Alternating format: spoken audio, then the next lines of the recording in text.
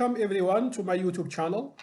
The topic of today is sampling and reconstruction of signals from sampled data.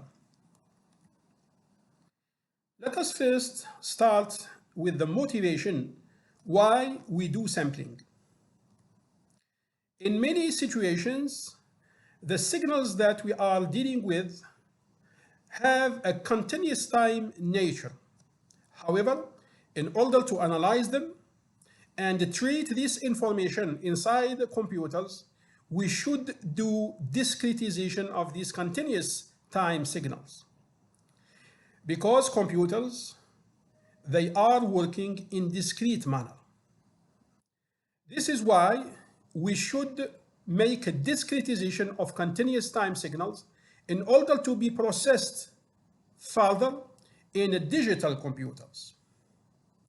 For example, the sensors of physical quantities are generally given as a continuous time signals, for example, voltage or current.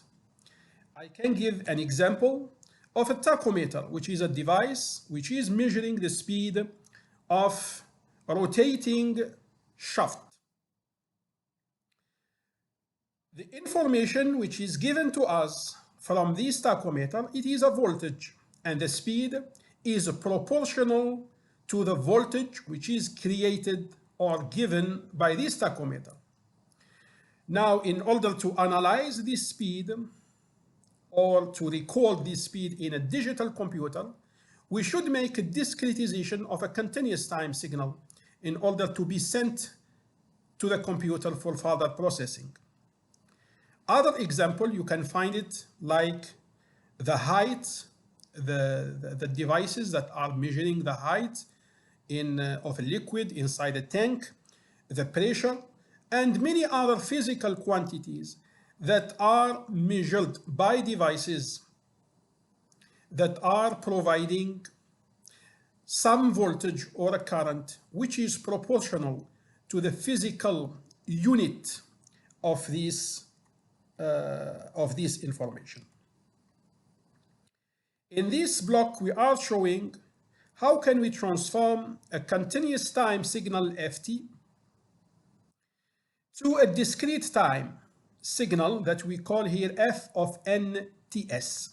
So here we are replacing the time by discrete instant, which is n times ts, and n is varying from minus infinity to plus infinity with n integer. So the control signal from computer, okay, will manipulate, we will transform the analog digital. We will transform the signal ft from continuous time to discrete time through the device that we call it here analog to digital converter. For instance, we will focus on the theory of this discretization.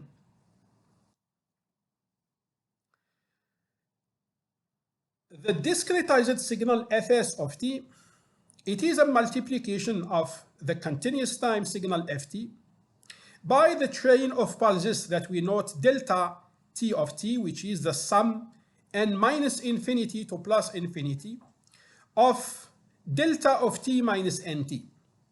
Well, the t here is the time of the discretization. Let us see what is happening, for example, for this function ft, which is continuous from minus infinity to plus infinity. If we multiply ft by the train of pulses, which is this signal here, what is happening?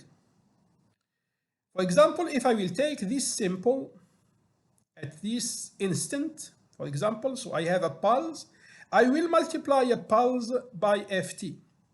So here I will have a point, this point only, multiplied by this pulse. So this is what we are seeing here as an arrow from the time axis to the function f. If we select, for example, this pulse, we will multiply this pulse by ft. We will have this point multiplied by this pulse. And this is what we have here. If we continue this multiplication from minus infinity to plus infinity with this train of pulses, we will have just points. Okay, I have just points at a regular instant of times that are ts, 2 times ts, n times ts. So what is the difference between a discrete signal and a continuous time signal? It is clear that continuity, it means that we are preserving the limit from the right and from the left. I don't have any discontinuity of this signal. So it is continuous from minus infinity to plus infinity. However, the discrete signal here, which is a multiplication of a continuous time signal ft by the train of pulses, results on what? On simples, just only simples of ft at a regular instant of time. It means between two simples, the signal fs of t is not defined. It means the discrete time signal fs of t, it is existing only at time t, which is equal to nts, where n is in the set of integer numbers. Between two simples of time, the signal fs of t is not defined.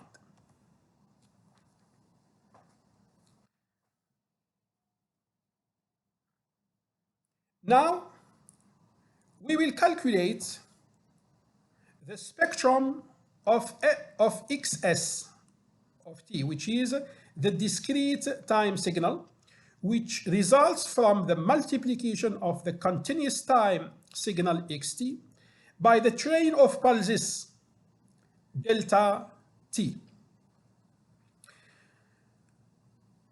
I will call capital X of omega to be the Fourier transform of xt. It means the continuous time signal. And I will call delta of omega to be the Fourier transform of the train of pulses delta t. Here I have a multiplication of two signals, xt and delta of t. If we use now the property of Fourier, which tell us that multiplication of two signals in times, its Fourier transform, it is 1 over 2 pi, the Fourier transform of xt, convolution with the Fourier transform of delta t, where here I have these results already. It means the Fourier transform of the train of pulses, it is omega s times the series delta of omega minus n omega s, where omega s is 2 pi divided by ts, and the ts is the period of discretization or the sampling period. So I am using this property. So I have x of omega 1 over, if I will multiply now 1 over 2 pi by omega s,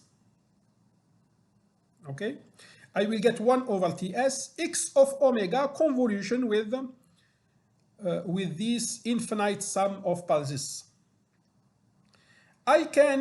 We know that if we do a convolution of x of omega with the pulse, we will get the same function x of omega. But here I have some delay in this argument, so I will have x of omega minus n omega s, sum from minus infinity plus infinity multiplied by the coefficient 1 over ts. So what is this red function, which is the Fourier transform of xs of t? So we see it as the spectrum of xt repeated, okay, or delayed in the frequency domain with rates n omega s. So here, assume that f of omega, okay, has this shape. So here we see that we have a spectrum of a signal ft, which is given like this, okay? Now fs of omega, it means f of omega minus n omega s, will be this spectrum repeated at each omega s. So here is like this spectrum is delayed by omega s, I will get this one. If I will delay this one by 2 omega s, I will get this part. So if I will multiply it by the sign minus, I will get the other shapes. It means it is the spectrum of f repeated from minus infinity to plus infinity with a delay which is equal to n to nts.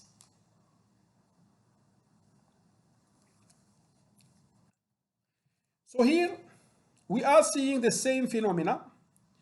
So x of omega is the Fourier transform of xt, and the Fourier transform of fs, it is the spectrum of xt repeated, okay, from minus infinity to plus infinity.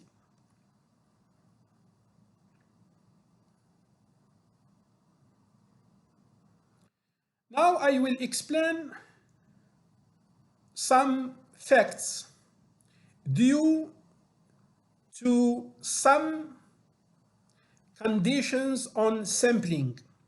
So aliasing is an effect that causes different signals to become undistinguishable from each other during sampling.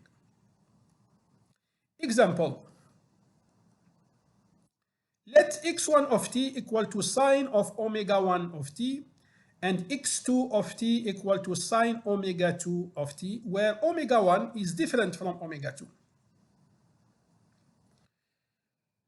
If the sampling period ts is chosen as ts equal to 2 pi divided by omega 2 minus omega 1, assuming that omega 2 is greater than omega 1.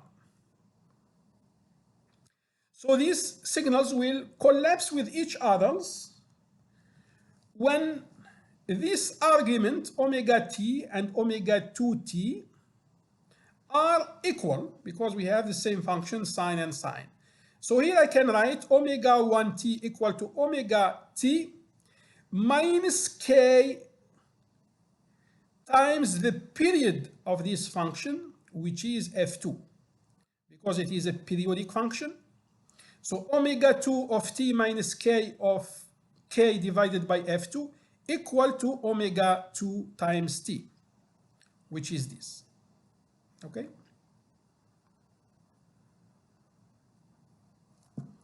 In fact, here I have omega 2t minus k t2. If it is verified for k equal to 1, it is verified for any k with t is equal to kts. It means after discretization of x1 and x2. Discretization of x1 and x2, it means sine of omega 1, where I will replace the t by kts, and k takes values from minus infinity plus infinity as an integer number. So if this is valid, it means if I will multiply here by certain k t2, I will replace the time by kts, which is the discrete time. So here I will have omega 1 times kts, and here I have omega 2, I replace t by kts, and I put k T2, and KT2, it is K over F2. So here I have K in both sides of this equation. So I can simplify the K, and from there I can get Ts equal to 2 pi divided by omega 2 minus omega 1. It means if I will choose Ts as 2 pi omega 2 minus omega 1, the two functions x1 and xt will be equal at t equal to kts. It means we will not be able to distinguish the discrete signals x1 of k and x2 of k. Here we are illustrating an example of x1 and x2, which are sine waves with omega 1 equal to 2 rad per second and omega 2 is 10. Okay? We see now clearly that these functions are intersecting with each other at these points here, here, here, here, etc.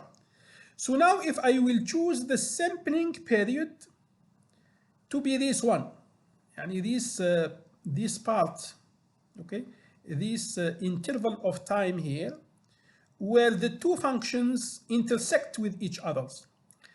So if I will take Ts to be 2 pi divided by omega 2 minus omega 1, and I will plot only the discrete instance of x1 of x2, I will get the following, what you are seeing now in the figure. You see that here we are not distinguishing, we cannot distinguish the signal x1k and x2k. It means the discrete or the sampled signals, okay, at this specific period, which is Ts equal to pi over 4 second. Okay, what does it mean from here? It means that if I have these samples and I would like to recover the original signal x1 and x2, I cannot, because they are collapsing with each other. They have the same value at the same instance. It means if I will return back here,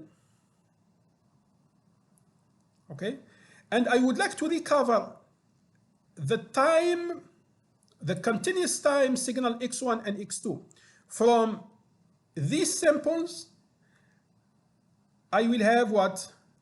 I will have only this one, because the frequency of this one is larger than this one. It means I cannot recover the signal x1. So this is what we will discuss now by the Shannon theorem, or the sampling theorem, which is saying the following. According to Shannon's sampling theorem, to avoid aliasing, it means the possibility of reconstruction of the original signal, which is the continuous signal, from its samples, we should make a discretization with a speed omega s greater or equal to 2 times omega m. The frequency 2 omega m is known as the Nyquist rate. It means the speed of the discretization should be 2 times the highest frequency of the signal. So the Nyquist frequency is the half of the sampling rate, okay, which implies that the sampling period of Shannon should be 2 times the Nyquist frequency, should be greater or equal the Nyquist frequency of the signal.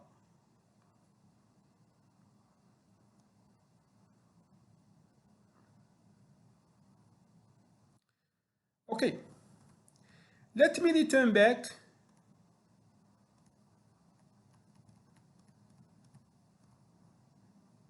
to this figure.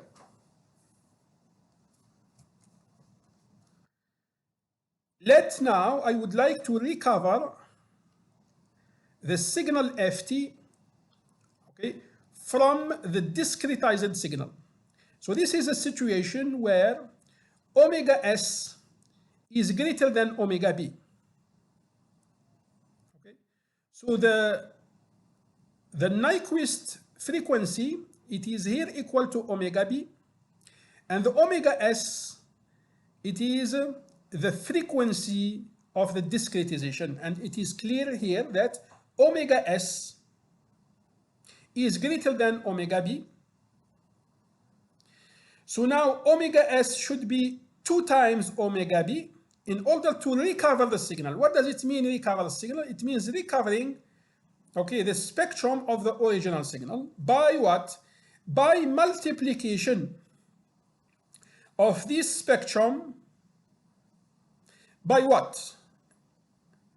By a filter which is existing from minus omega b to plus omega b. So if I will filter this signal, so I will extract only this portion and I will neglect the rest, I will recover this one.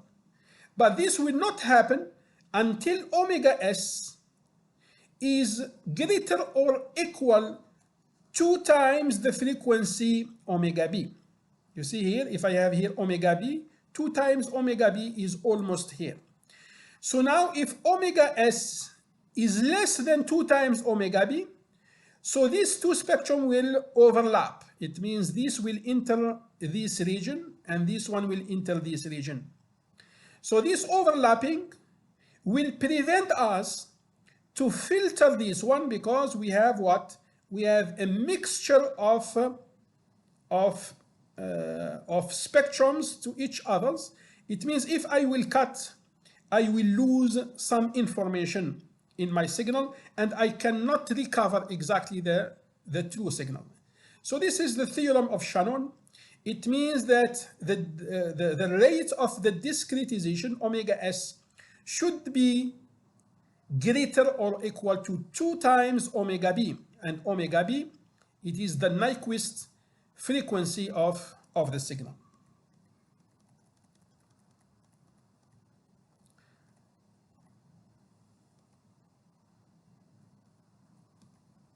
Right.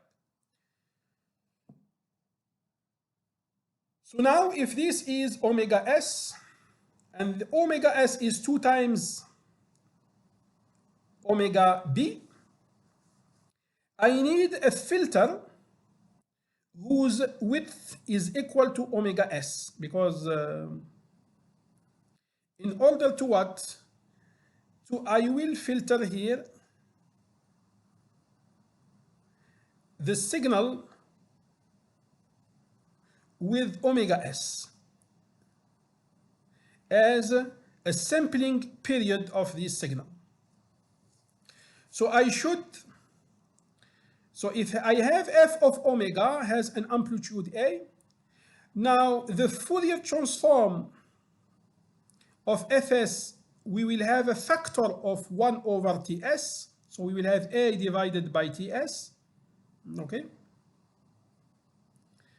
And then in order to recover the a, this filter should have an amplitude ts in order to cancel this ratio a over ts times ts. I will get the a, and then I will get the original spectrum f of omega when I will do filtering of this spectrum fs.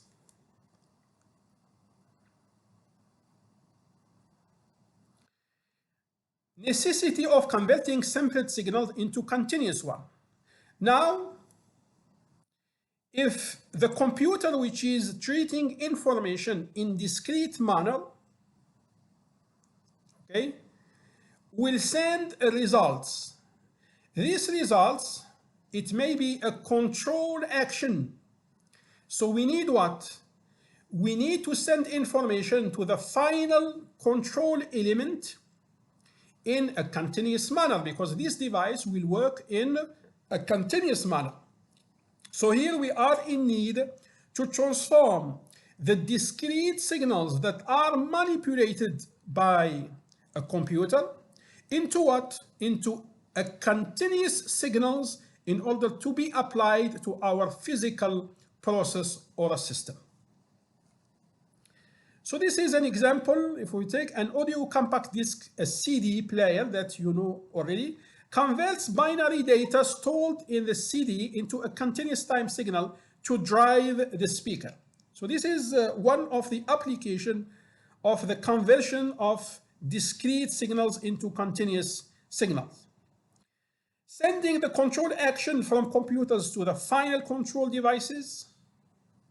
This will go through a process of transformation of discrete time signals into continuous time signals. For example, if I have a DC motor, so the DC motor is acting or it is excited by a continuous signal. It cannot be excited by a discrete signal.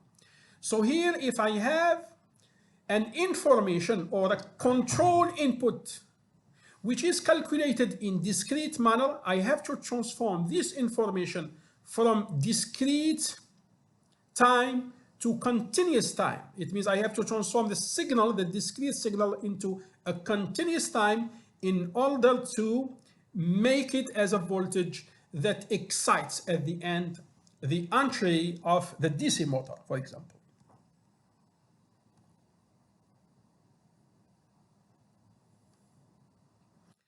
So here what I am explaining, it means we have the spectrum of the discretized signal. If we will filter this by an ideal filter, and what we are seeing here, it is the characteristic of an ideal filter. We should multiply fs of omega by the spectrum of this ideal filter in order to what? To return back to the same f of omega, which is the spectrum of the continuous time signal ft. So by definition, h of omega, it is ts times the rect function omega divided by omega s. Okay, and the omega s, you know, it is 2 times omega b, at least omega divided by omega s. So now if I will compute now the inverse Fourier transform of h of omega, which is ht, I will get this one. Okay, I will get this one. Okay.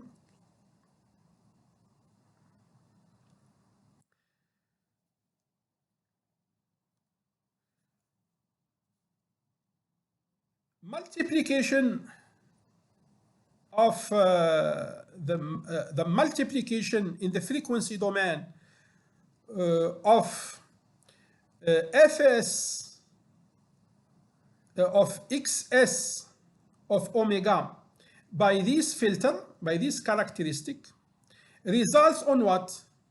Results on a multiplication in the continuous time by what? By the inverse Fourier transform of x of omega, which is xs of t, with the sinc function, which is the inverse Fourier transform of h of omega, with factor of 1 here. Okay, because here we have ts, and if we multiply it by 2 pi, we will get xt in that form, right? So the xs, it is some coefficient xn of ts multiplied by the pulse, multiplied here convolution with the sinc. Okay, so we will have sum of the value xn of ts sinc of omega s t over 2 evaluated at t equal to nts.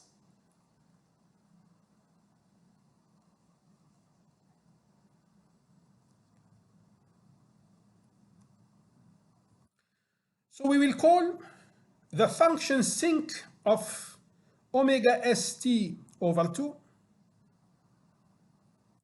to be the interpolating function,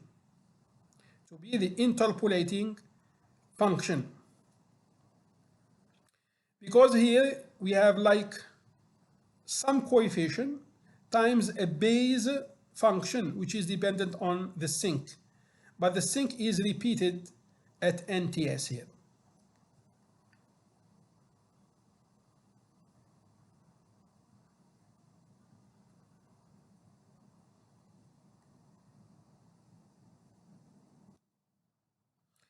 This is an example showing the reconstruction of the continuous time signal from its samples.